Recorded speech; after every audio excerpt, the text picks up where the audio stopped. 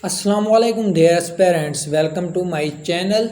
For those who do not know me, my name is Kamran Arshad and on this channel I make videos about FPSC, PPSC, NTS and other competitive exams preparation.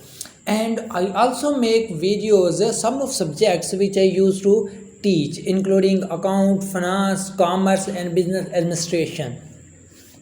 If you are interested in any of these topics, kindly subscribe to our channel and hit the bell icon so you can get the notification of our latest videos. Dear parents, this is the lecture number 2. In this lecture, we are going to discuss the PEPRA Rules 2014. Dear parents, without wasting time, move to the lecture. बिस्मिल्लाहिर्रहमानिर्रहीम। शुरू अल्लाह ताला के बाबरकत नाम से जो तमाम जहानों का पालने वाला है। वकुल रब्बी ज़िदनी इल्मा, ऐ हमारे रब हमारे लिए आसानियाँ पैदा कर दे और दूसरों के लिए आसानियाँ पैदा करने की तौफीक अता फरमा। Welcome to second lecture of PEPRA rules 2014। Dear parents, अगर आपने पेपरा रूल्स 2004 का लेक्चर नंबर 1 नहीं देखा तो काइंडली आप लेक्चर नंबर 1 देख लें। उसके अंदर हमने डिस्कस किया था बेसिक टर्म्स जो कि पेपरा रूल्स के अंदर यूज़ की गई हैं, और अगेन जो फर्दर हमारे लेक्चर्स आने वाले हैं उनमें भी उन टर्म्स को अगेन एंड अगेन यूज़ किया जाएगा। उनके मीनिंग और डेफिनेशन जो थी वो हमने लेक्चर नंबर 1 में डिस्कस की थी। तो चलते हैं लेक्चर की तरफ। Scope and applicability. देखें स्कोप क्या है पेपरा रूल्स 2004 का और एप्लीकेबिलिटी क्या है। These rules shall be applied to all procurement made by the procuring agency of the federal government whether within or outside Pakistan। तो इसका जो स्कोप है और एप्लीकेबिलिटी है वो तमाम फेडरल गवर्नमेंट के डिपार्टमेंट्स पे हैं। प्रोक्योरिंग एजेंसी से मुराद डियर पेरेंट्स वो डिपार्टमेंट्स हैं जो कि प्रोक्योरमेंट्स करते हैं। हर गवर्नमेंट डिपार्टमेंट अपने नीड्स और रिक्वायरमेंट को पूरी करने के लिए किसी न किसी किस्म की प्रोक्योरमेंट करता है। तो वो तमाम एजेंसीज जो कि प्रोक्योरमेंट करती हैं फेडरल गवर्नमेंट की, चाहे वो विद इन पाकिस्तान एग्जिस्ट करती हैं या आउटसाइड पाकिस्तान एग्जिस्ट करती हैं, उनके ऊपर ये रूल्स अप्लाई होंगे। उन्हें तमाम प्रोक्योरमेंट पेपरा रूल्स 2004 के तहत करनी होंगी। Principal of procurement. प्रोक्योरमेंट का प्रिंसिपल क्या है, जो असूल है, बुनियादी असूल, फंडामेंटल जो प्रिंसिपल है प्रोक्योरमेंट का वो क्या है। फंडामेंटल प्रिंसिपल जो प्रोक्योरमेंट का है वो हमारे पास है dear parents fair and transparent. Simply जो प्रोक्योरमेंट होनी चाहिए वो एक फेयर और ट्रांसपेरेंट मैनर में होनी चाहिए, जिसके अंदर किसी किस्म की कोई जानबदारी नहीं होनी चाहिए, कोई बाइसनेस, कोई procuring agency while engaging in procurement. Procuring agency जो कि प्रोक्योरमेंट में मसरूफ़ अमल हैं, shall ensure that procurement are conduct in a fair and transparent manner. इस बात को यकीनी बनाएं कि जो प्रोक्योरमेंट्स हैं वो एक मुनसिफ और शफाफ तरीके से की जा रही है।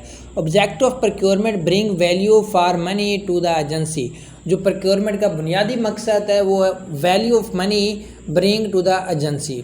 मैं अभी आपको बताता हूँ कि value of money to the agency से क्या मुराद है। And procurement process is efficient and economical.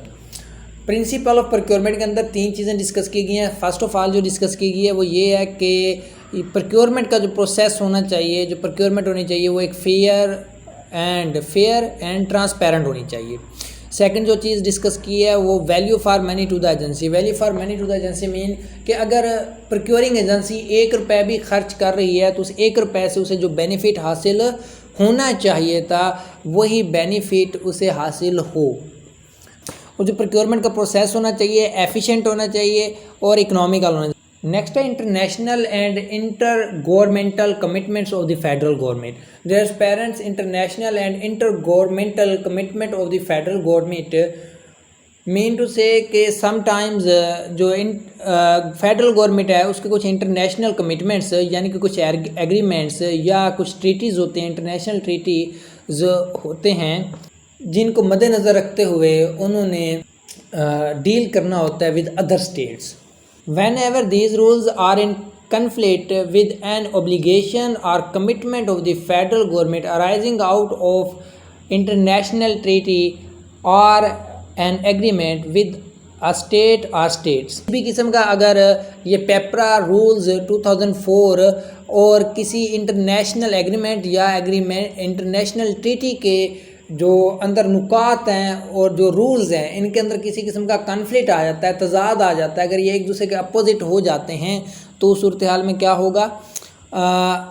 The provision of such international treaty और agreement shall prevail to the extend of such conflict. जहाँ तक तजाद रहेगा, कन्फ्लिक्ट रहेगा पेपरा रूल्स 2004 और उस इंटरनेशनल एग्रीमेंट के दरमियान, वहाँ तक जो इंटरनेशनल एग्रीमेंट के अंदर जो प्रोविजंस हैं उसके अंदर जो नुकात हैं वो इस्तेमाल किए जाएंगे, वो एप्लीकेबल होंगे। लेकिन ये अप टू कन्फ्लिक्ट होगा, जब कन्फ्लिक्ट ख़त्म हो जाएगा तो फिर पेपरा रूल्स ही यूज़ किए जाएंगे। लैंग्वेज बहुत ही इम्पोर्टेंट है कि जो प्रोक्योरमेंट है इसकी कम्युनिकेशन और प्रोक्योरमेंट की जो एडवर्टाइजमेंट है और प्रोक्योरमेंट की जो डॉक्यूमेंटेशन है उसके लिए लैंग्वेज बहुत ही इंपॉर्टेंट है। लैंग्वेज के रिकॉर्डेड पेपरा रूल्स हमें क्या बताता है? पेपरा रूल्स बताता है all communication and documentation related to procurement of the federal government shall either be in Urdu और इंग्लिश और बोथ।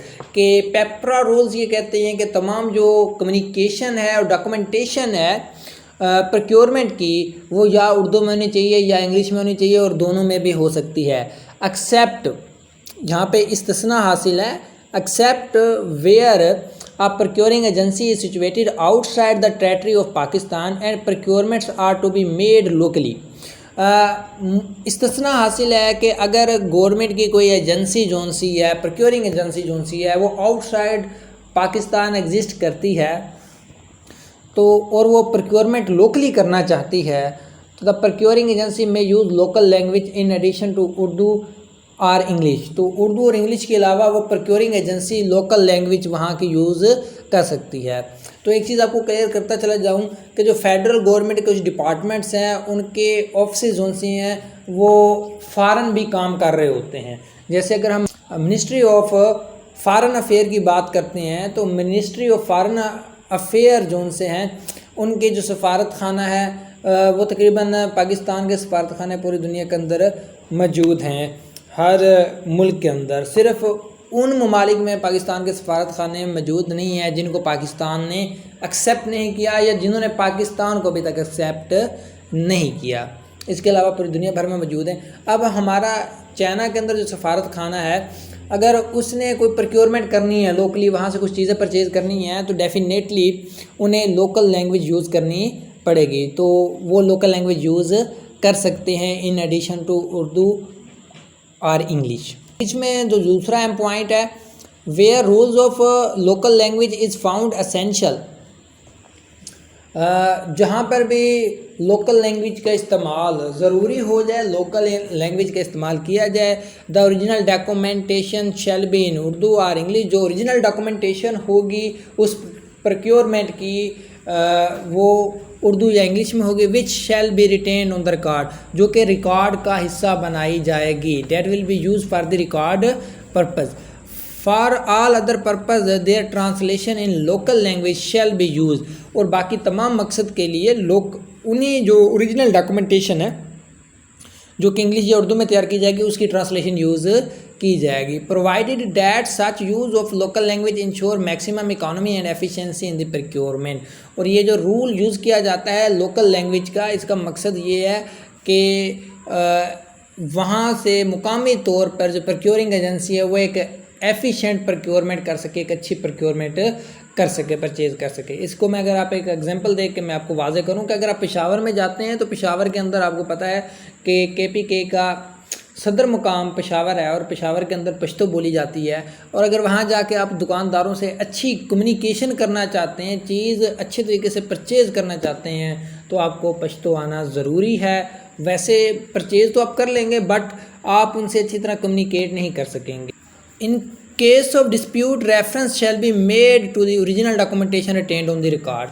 और अगर किसी किस्म का डिस्प्यूट पैदा हो जाता है तो जो ओरिजिनल डॉक्यूमेंटेशन जो रिकॉर्ड का पार्ट बनाए गए हैं जो कि इंग्लिश या उर्दू में तैयार किए गए थे उसी का रेफरेंस लिया जाएगा।